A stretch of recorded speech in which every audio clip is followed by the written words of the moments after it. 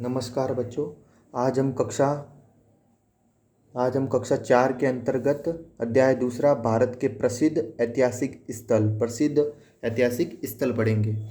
तो यहाँ भारत के कुछ प्रसिद्ध ऐतिहासिक स्थलों के बारे में संकेत दिए गए हैं, उन्हें पढ़कर स्थलों के नाम लिखिए।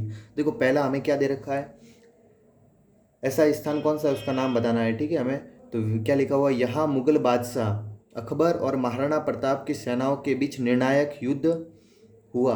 अकबर की सेना और महाराणा प्रताप दोनों की सेनाओं के मध्य जो युद्ध हुआ था वो कहाँ पे हुआ था।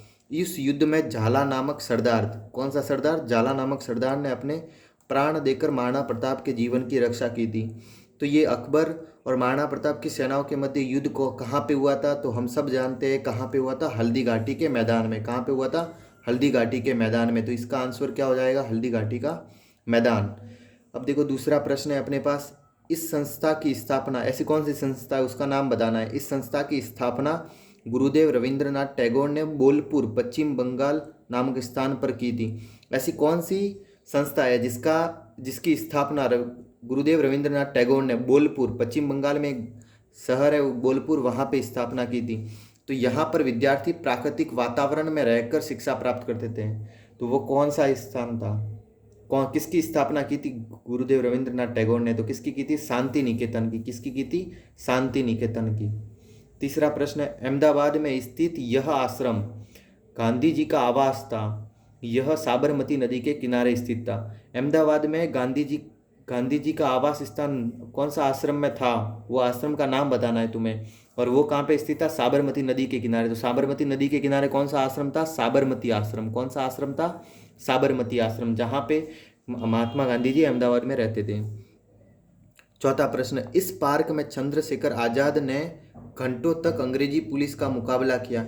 वो उस पार्क का नाम बताना है जिसमें चंद्रशेखर आजाद ने कई घंटों तक अंग्रेजी पुलिस का मुकाबला किया था। यही उन्होंने अंतिम गोली अपनी कनपट्टी पर दागकर अपनी जीवन लीला समाप्त कर दी थी।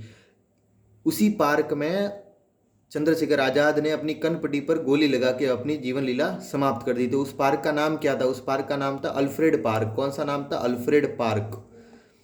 पांचवा प्रश्न है, गुजरात के समुद्र तट पर स्थित यह नगरी श्री कृष्ण की राजधानी रही है।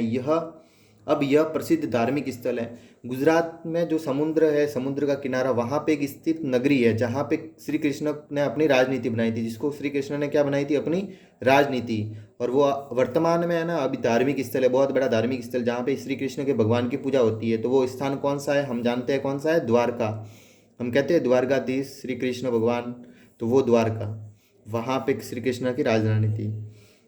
छठा प्रश्न है, इस नगर में मोइनुद्दीन चिश्ती की दरगाह है। कौन से नगर में मोइनुद्दीन चिश्ती की दरगाह है, वो नगर का नाम बताना है। यहाँ हजारों लोग अपनी मन्नतें लेकर आते हैं और दरगाह पर चादर चढ़ाते हैं। तो ये मोइनुद्दीन चिश्ती की दरगाह कहाँ पर स्थित है, तो ये दरगाह कहाँ पे स्थित है, अजमेर में। कहाँ पे स्थित है, अजमेर में। दूसरा अध्याय यहीं पे समाप्त होता है, आगे पढ़ेंगे हम अगली क्लास में।